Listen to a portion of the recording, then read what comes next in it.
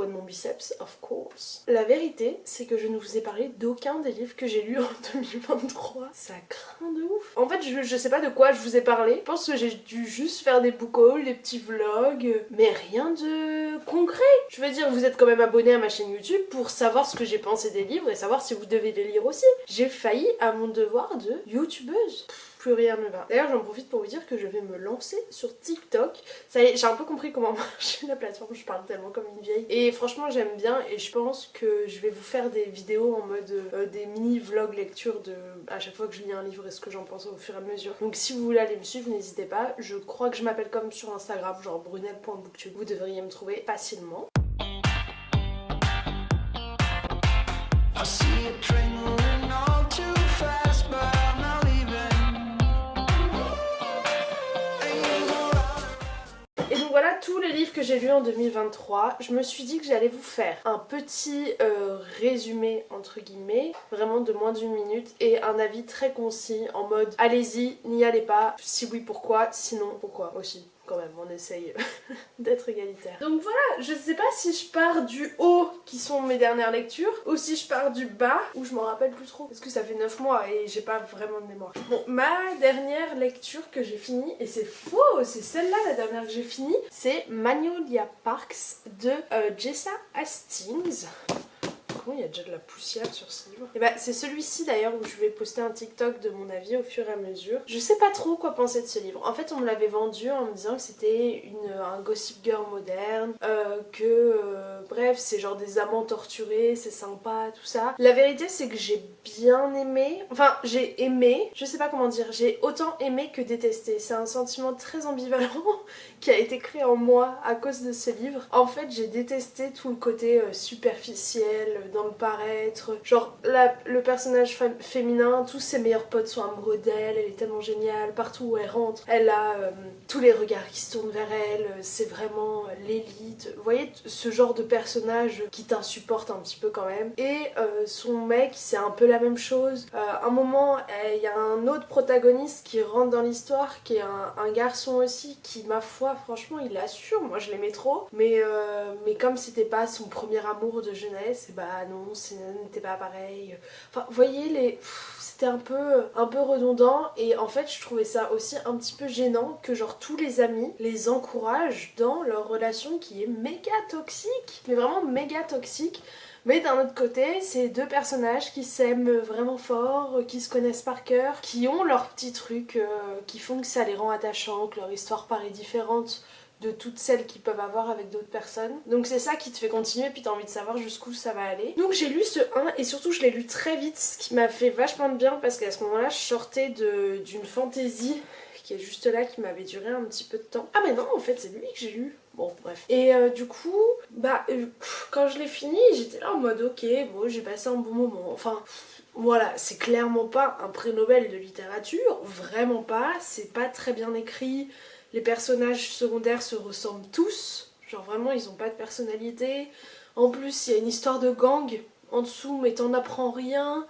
Mais tu sais qu'ils sont... En fait c'est juste pour rajouter une petite touche de mystère. Et aussi un truc qui des fois moi je trouve marche bien dans les livres, que j'aime bien, où c'est genre des secondes chances, c'est le fait de... c'est le fait de faire exprès de garder sous silence certains trucs, tu sais, où ils te disent non mais après ce qui s'est passé au restaurant italien, c'est normal que je puisse pas lui pardonner. Et du coup toi pendant 3-4 chapitres t'es là en mode mais qu'est-ce qui s'est passé au restaurant italien? Sauf qu'en fait là je trouve que dans le 1 c'était assez bien fait, genre ça te permettait de rester en haleine. En gros je pense que si t'es dans le mood ça passe, tu vois. Sauf que là je suis en train de lire le 2 en ce moment et c'est de la souffrance. C'est pas sur le même personnage et je pensais que j'allais préférer l'autre personnage, mais c'est un peu de la souffrance parce qu'en fait je comprends rien à l'histoire vu qu'il y a que des trucs sous silence et je suis là en mode je ne connais pas leur vie, il faut m'expliquer 2-3 trucs quand même sinon je peux pas vraiment faire avec. Donc voilà, je comprends pourquoi il y a de la hype parce que honnêtement c'est pas le genre de livre que tu trouves partout, ça fait très fanfiction Wattpad un petit peu, c'est très addictif. Franchement si vous cherchez un truc sans se prendre la tête, très con, mais vraiment, je suis désolée de dire ça d'un livre parce que la dame elle a quand même travaillé pour écrire ses romans, tu vois. Mais honnêtement, c'est pas ouf, mais ça fait le taf. Voilà, ça fait le taf. Et je crois que ça, la petite phrase de dédicace, vous savez, au début du tome 2, c'est Mamie, je sais que t'as détesté le 1, alors s'il te plaît, lis pas le 2, tu vois, un truc comme ça en mode parce que il est encore moins bien écrit que le 1. Et du coup, je me suis dit, même l'autrice, elle sait ce qu'elle fait et c'est pas grave, tu vois. Je trouve que des fois, on dramatise beaucoup le fait qu'on doit lire pour lire des prix Goncourt et tout. Genre ce livre-là, honnêtement, il m'a fait décrocher de mon téléphone, de ma télé, il m'a détendu pendant, je sais pas, 5-6 heures de lecture, non peut-être un peu plus. Et c'était tout ce que je demandais, donc... voilà, mais c'est pas non plus... J'aurais bien aimé, franchement, un poil mieux écrit, un peu plus de construction, genre des personnages, du relief, j'aurais pu beaucoup aimer. Un que j'ai lu, alors clairement je l'ai acheté parce que sur Amazon, il arrête pas de m'être recommandé, et j'adore le Pumpkin Spice Latte de chez Starbucks, et donc il s'agit du Pumpkin Spice Café de Laurie Gilmore. Je suis désolée pour ma voix d'ailleurs, je suis allée au concert d'Inhaler derrière. Oh, j'en profite pour faire une dédicace. Je sais pas si les gens qui regardent des fois mes vidéos musique regarderont cette vidéo, mais si tu te reconnais, franchement je veux te dire un grand merci. Il y a quelques années j'ai posté une vidéo où je présentais mes vinyles et je demandais des recommandations de musique, et quelqu'un m'avait dit tu devrais écouter Inhaler, je pense que ça peut te plaire et tout. J'avais écouté et je suis tombée amoureuse de ce groupe, mais genre vraiment c'est devenu, je pense, un de mes groupes préférés, si ce n'est mon groupe préféré. Et donc je voulais remercier cette personne parce qu'hier je les ai vus en concert et c'était oufissime. Et comme quoi, genre j'aurais jamais cru qu'en parlant de bouquins sur internet j'allais découvrir mon groupe de musique préf, donc merci beaucoup. Ouais, je finis cet aparté. Et donc j'avais envie de lire The Pumpkin Spice Café parce qu'ils te le vendent en mode c'est une petite romance, une fille qui reprend la librairie de sa tante de sa tante ou de sa grand-mère? De sa tante, je crois, qui décide de prendre sa retraite. Elle vivait à Boston et elle a bossé, puis elle a un peu coupé les ponts avec tout le monde dans sa vie tellement elle travaillait. Elle était assistante administrative d'un PDG d'une grande boîte de finance. Et en fait ce PDG, bref, il s'est passé un truc, donc elle décide de recommencer un petit peu à zéro dans ce petit café. Et au même moment, on rencontre le personnage masculin qui est un peu l'enfant de la ville parce que il s'est retrouvé orphelin très jeune, il a été élevé par ses grands-parents, c'est le mec qui a la ferme du petit village, qui... Enfin je sais pas, il y avait vraiment cette ambiance small town, donc petite ville, c'était très mignon, l'ambiance, la fille elle a un petit café, j'ai beaucoup aimé, même si je pense qu'on aurait pu encore le faire un peu plus parce que ça me fait penser à les enquêtes d'Anna Swensen, et j'ai l'impression que dans les enquêtes d'Anna Swensen c'est plus poussé encore, et je préfère pour ça je pense, mais là c'était vraiment très sympa, genre très très mimi. La fin, mais je pense que c'était moi qui... En fait je pense qu'en ce moment je viens de commencer une panne de lecture et du coup la fin j'étais un peu là en mode bon c'est bon. Et j'ai enchaîné 2 romances que je fais pas souvent d'habitude, j'alterne une fantaisie, une romance, une fantaisie, une romance. Et bref, c'était vraiment très cool, enfin très cosy, très... voilà. C'est pas encore une fois le livre de l'année, c'est pas de la grande littérature, mais si vous cherchez une petite romance automnale pour vous mettre dans l'ambiance, ce livre fera parfaitement l'affaire.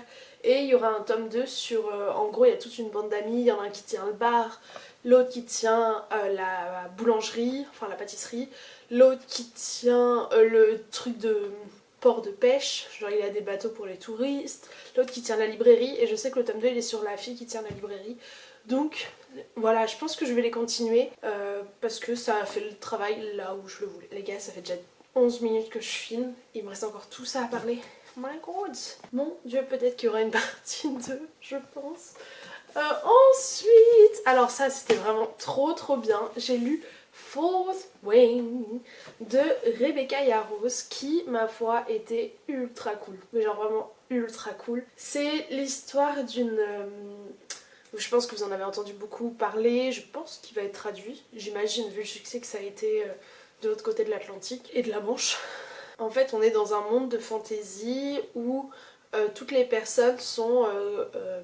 tous les adolescents doivent choisir un cadran. Donc soit ils peuvent devenir guérisseurs, soit un petit peu érudits, genre travailler dans une grande des archives, soit je sais plus ce qu'il y a d'autre, je sais plus. Mais il y a aussi un cadran qui est les... ah oui, tu peux être aussi combattant classique, genre soldat, ou alors tu peux intégrer le cadran des riders, donc c'est là tu vas devenir un monteur de dragon, genre tu vas tu vas devenir tu vas t'associer, tu vas band avec un dragon.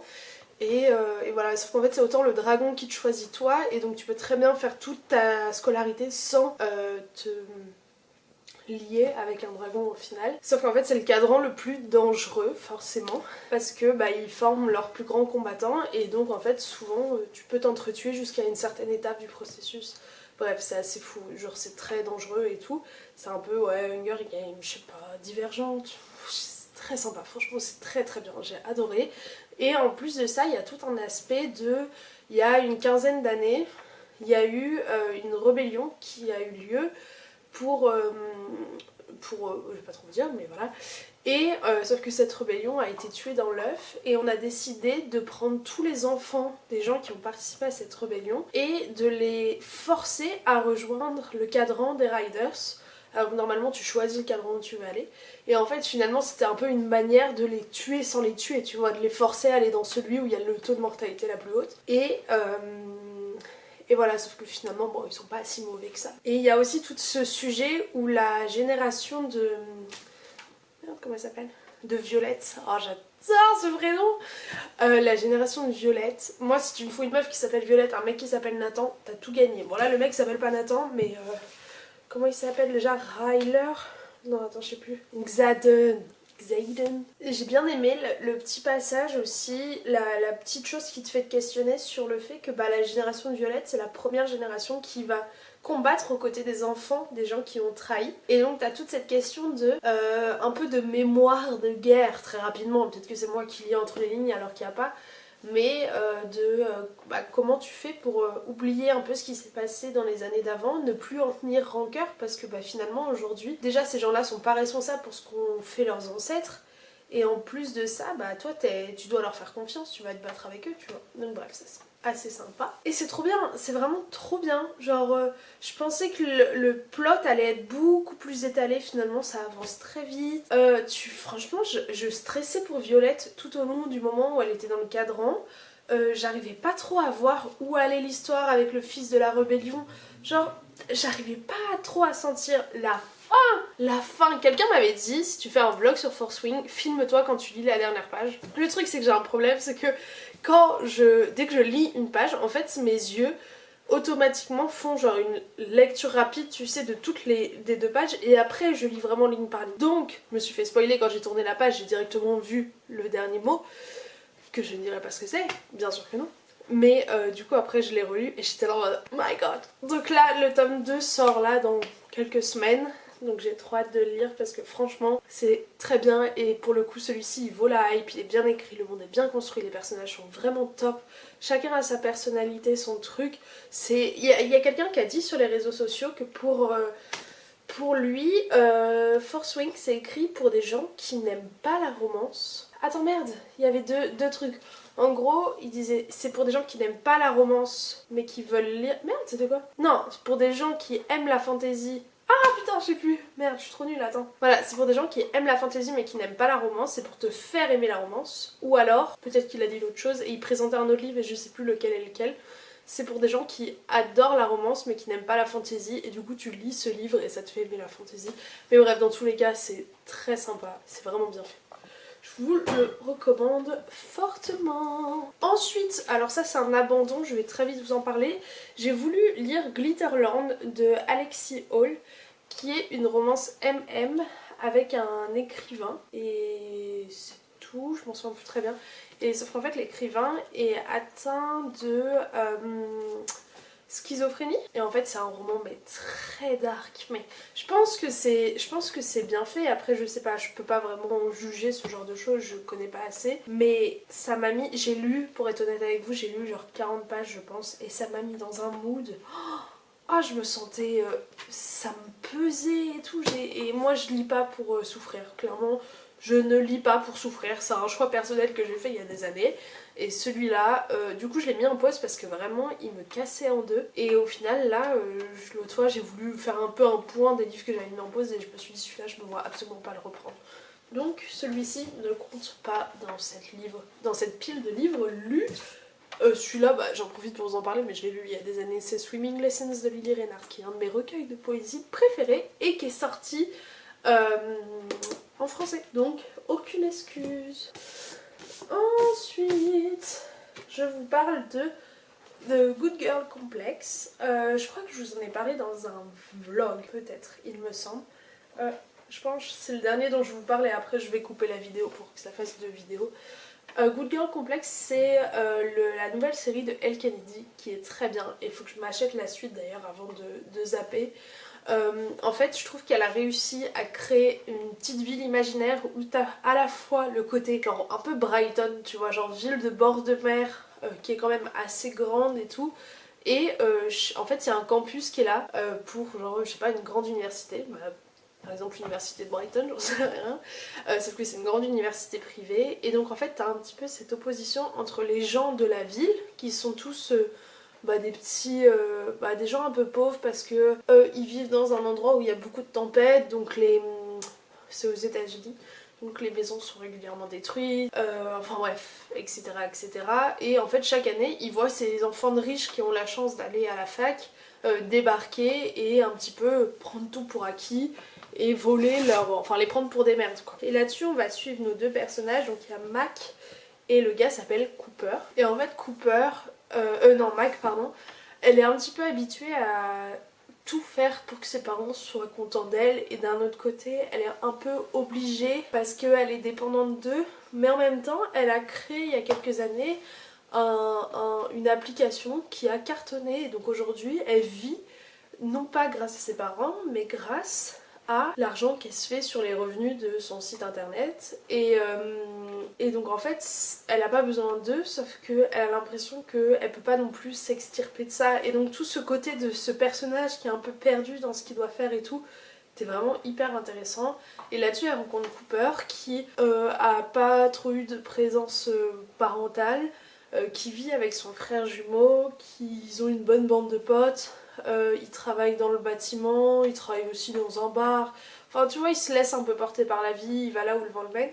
Et les deux vont commencer à se date. Non, au début, je crois que c'est vraiment de l'amitié. Je sais plus, je l'ai lu il y a un petit moment. Mais c'est vraiment très sympa. Ils vont commencer tout doucement à apprendre à se connaître. Et en fait, chacun va remettre un petit peu en question. Oh, je viens de me rappeler. Oh non! En gros, le copain de Mac va faire le gros bâtard avec Cooper, et Cooper va perdre son travail à la boîte de nuit à cause du copain de Mac. Et donc du coup avec ses potes ils vont décider de faire un pari entre guillemets, mais de se dire ce genre de mecs ils ont déjà tout, tu peux rien leur prendre à part leur copine.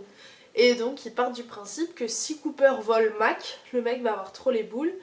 Et voilà, sauf que forcément Cooper il se fait prendre à son propre jeu, bien sûr que oui. Et voilà, c'est un petit peu, finalement dans cette université de riches tout le monde n'est pas con. Et dans l'autre sens, elle, c'est les villageois sont aussi intéressants.